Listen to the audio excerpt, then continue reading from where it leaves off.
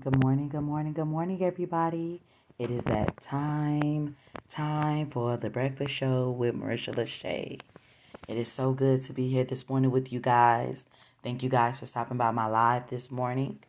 It is really, really awesome. Welcome to the breakfast show with Marisha LaShay. As I stated before, thank you guys for your constant support and stopping by my live this morning. This is season 2. So if you missed out on season 1, please feel free to head to YouTube to our network channel where there'll be episodes of last season and whatnot. Come on, let's begin just to celebrate season 2 of The Breakfast Show. I want to give tribute first and foremost to God, who is the head of my life, and for making this moment possible for me. Thank you all to my biggest supporters, my parents, for the principles and morals that they have instilled in me. Also, thank you for my constant supporters. You all know who you all are. And shout out to my son. Mommy loves you. So let me go ahead and introduce myself. My name is Marisha Morris. However, since I've started doing the video content, I go by Marisha LaShay, which is something that my dad thought about. Thought it would have a good ring to it and a good sound. I am your host of this awesome show. I'm originally from Chicago, and I'm checking in from Atlanta, Georgia. So, woohoo. Great weather, great sun. It's been giving me real summery vibes. So, I'm definitely grateful for the opportunity. You never know where I'm checking in from, so always just stay tuned and tune in. Background information. What is The Breakfast Show with Marisha LaShay? Well, this platform was created to engage an audience worldwide with thought-provoking questions or statements because we would like to encourage open dialogue to gain insight on multiple perspectives on a question or a statement. Today is day 13 for The Breakfast Show, and this show will be in effect for the next 17 days. So, yeah, welcome again, and I hope that you guys join this journey with me over the course of time. Now, for the next part of the show, that is when we do the quick check-in. This measures how we're feeling on the daily and where we stand mentally. When we do a quick check-in, it's based on a scale 1 to 10. 1 being the worst day of your life and 10 being the best day of your life. So today, I am a solid 25. I'm feeling real good. I have a lot of work ahead of me today before I take that seat for this oral surgery today, later on this morning. So, man, God is good, brought me through it all, helped me through my pain, my rough patches, pain medicine, meditation, prayer. Thank you, Jesus. I feel like this because I'm very grateful for the opportunity, but I know that it's going to be a big step today, getting this wisdom teeth removed and getting everything just situated. So I'm definitely grateful, definitely focused on everything that I have to do. And I'm just grateful for, everything that's just happening to me right now. So, the next part of the show is when we actually hop into the content. So, the question is for today.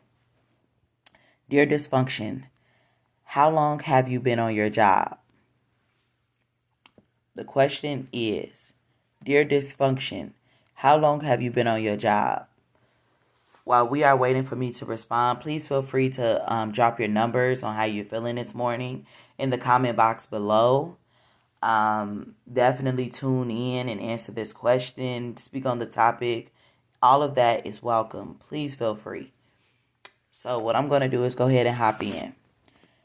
Dysfunction is defined as an abnormal or unhealthy interpersonal behavior or interaction within a group or family. Did y'all catch that? Dysfunction is defined as an abnormal or unhealthy interpersonal behavior or interaction within a group or family. Okay? So I asked Dysfunction how long they've been on their job. Dysfunction has been on the job since the 1970s. Okay? So it's been a while ago, but not too long ago, So, you're basically telling me that you've been on your job for 51 years. Wow, that's commitment.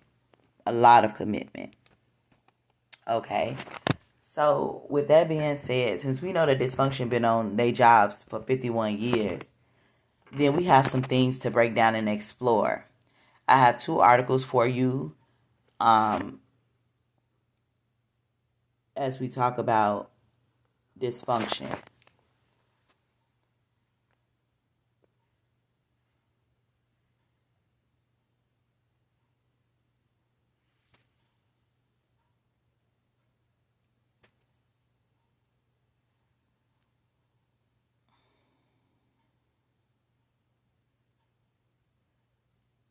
I'm sorry, you guys. Change of plan.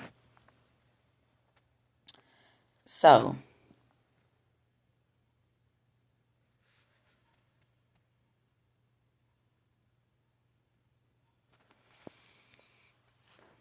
no, I'm just overlooking it for a second. Please bear with me, you guys.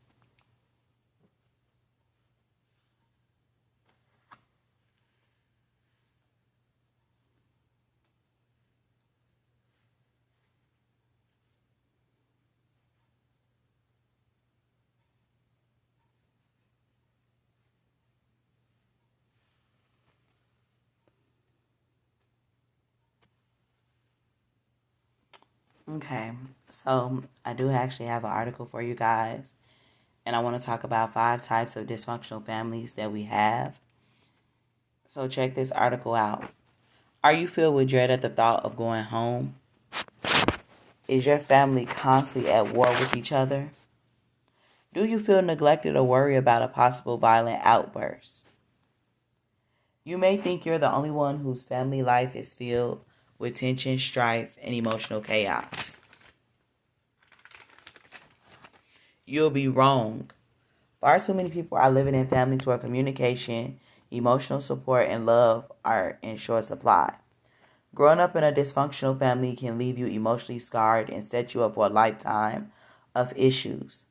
Not all dysfunctional families are the same, though, and each type can create specific problems that carry on into adulthood. So check it out. As I stated before, there are 5 types of dysfunctional families. The first one is the substance abuse family. Over 8 million children under the age of 18 live with a parent who has a substance use disorder. According to research in social work and public health, when one or more parents abuse drugs or alcohol, it can lead to a chaotic family life. Do you agree or disagree? Children of alcoholics or drug addicts may not have their basic needs met. The addicted parent may forget to pick the kids up from school, neglect to fix lunch or dinner, and skip important health checks. Unreliable and inconsistent parenting causes children to feel insecure and leads to issues with trust and pent-up anger that may linger for decades. Living in constant fear of being blamed for problems the parent creates and feeling ashamed impact the ability to form healthy relationships later on in life. Did we catch that? It impacts the ability to form healthy relationships later on in life. Children of alcoholics are prone to develop overactivity in the amygdala, the brain's fear center, okay, and can contribute to mental health conditions such as anxiety, post-traumatic stress disorder, which is formerly known as PTSD, and depression. And research in drug and alcohol dependency show that they are at heightened risk of developing substance use disorders as well. Okay, that's the first. So the substance abuse, the drinking, the alcohol, the drugs. My mama got so high, she didn't pick me up, as an example. Okay? 2, the conflict-driven family. Is your family life filled with heated arguments, hurtful disputes, and long-running feuds? When family members are constantly picking fights over pressing each other's buttons to create conflict, it creates a highly stressful environment. When one family member feels threatened, they retaliate with even more hateful actions. It doesn't really matter what the conflicts are about: money, personal style, where to go to dinner, or what to watch on TV. It's the inability to communicate and resolve issues peacefully that causes lasting damage. Children in conflict-oriented families often develop stress disorders and have trouble with attachment. So the second one is the conflict-driven family. Next, third one, the violent family. Each year, approximately 4.5 to 15 million children are exposed to some form of physical violence in the home. Growing up in a violent family is a horrific experience that no one deserves. Family violence is not only physical, it can also include verbal, sexual, or psychological abuse or any other behavior that makes you feel unsafe. For children, simply witnessing domestic abuse can have the same devastating effects as experiencing abuse on oneself. Okay? According to 2018 research in JAMA Network Open, childhood trauma causes physical changes in the developing brain that are associated with an increased risk of psychiatric disorders and substance abuse. For example, brain imaging research showed that children who grow up in an abusive environment tend to have decreased volume in prefrontal cortex, which is talking about the brain and the area in which judgment, impulse control, planning, and follow through. A smaller hypochromius in an area of the brain involved in learning and for memory. So they're basically telling you that you can mess up this child's memory in the different areas of their brain that controls different emotions and their senses. Reduced volume in the cerebellum, an area involved in coordinating physical movement and thoughts. And then excessive activity in the amygdala, the brain's fear centers. So you're affecting their ability for judgment, impulse control, planning, and follow through. Then you messing up their ability to be able to learn and their memory. Then there is an issue that is going to arise with coordinating physical movement and thoughts. So you're basically saying that this child is not going to be able to think or to physically move as a result of this type of dysfunction. Excessive activity in the amygdala, the brain's fear centers. So you telling me that I'm going to always be walking around here fearful? Okay. Type 4, the authoritarian family. Authoritarian parents act like dictators, making great demands but giving little positive feedback. Mistakes are often met with severe punishment, which can include yelling, spanking, or any forms of corporal punishment. In these households, the authoritarian sets the rules, and it's my way or the highway. Children learn to follow rules, but they don't gain valuable experience in making their own decisions or learning from their own mistakes. When they grow up, these youngsters tend to have poor self-esteem and may be overly aggressive or excessively shy in social situations. They may be prone to anxiety or depression. They may be vulnerable to substance abuse due to the inability to control their own behavior. Wow. I just never knew that all this stuff be carrying on like this. And last but not least, on a bigger scale, where it's affecting your brain. And last but not least, the fifth type is the emotional detached family.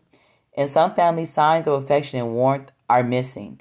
Emotional unavailability and a lack of hugs, hand-holding, and other physical signs of love teach children to repress their emotions. This causes little ones to bottle up their feelings and have a hard time opening up to others, which leads to a series of failed relationships. In some cases, it creates problems with self-esteem and feelings of unworthiness. Without loving parents, children are more likely to have a fear of abandonment, school problems, and psychological issues such as a lack of identity of personality disorders. Wow. So, let me go over these 5 real quick and then I'll wrap it up. There are 5 types of dysfunctional families. The first one is the substance abuse family. The second is the conflict-driven family. The third is the violent family. The fourth is the authoritarian family. And then the emotional detached family. So they say in order for you to overcome the dysfunctional family curse, you have to understand that you can overcome these issues. You don't need to let them ruin your life. And here are some powerful steps that can help you heal from dysfunctional upbringing. Adopt brain healthy habits. Even if your brain bears the emotional scars of childhood abuse, you can improve your brain function, which will embrace every area of your life. Find a support network. If your family unit isn't there for you, find friends, a church group, a support group, or a therapist who can be a good listener and be there for you when you need help. Work on your relationship skills. Even though you didn't grow up with a healthy relationship, you can learn to develop strong bonds with others. And stop being a victim. When you are a victim, you are powerless to change anything. Only when you take responsibility for your own behaviors can you gain the power to make changes. So with that being said, you guys, please make sure that you drop your comments below. Let me know what you think. Sharing is caring. If you would like to share something, I'm open to, viewing that. If you feel comfortable, it's no pressure. But I just wanted to put something on you all's mind today. Thank you guys for sharing your time with me. That is the close of the show. I will definitely see you guys tomorrow on The Breakfast Show with Marisha LaShay. You guys have a terrific Tuesday. You all stay tuned later on for some more content with the lunch boost that may drop and whatnot. It may not, but just stay tuned just in case that it does. So, yes, thank you guys. I hope that you guys like the show today. I hope that it touches somebody and help somebody to get through this particular situation if you're currently going through it and if you're not. Thank you guys. See you later.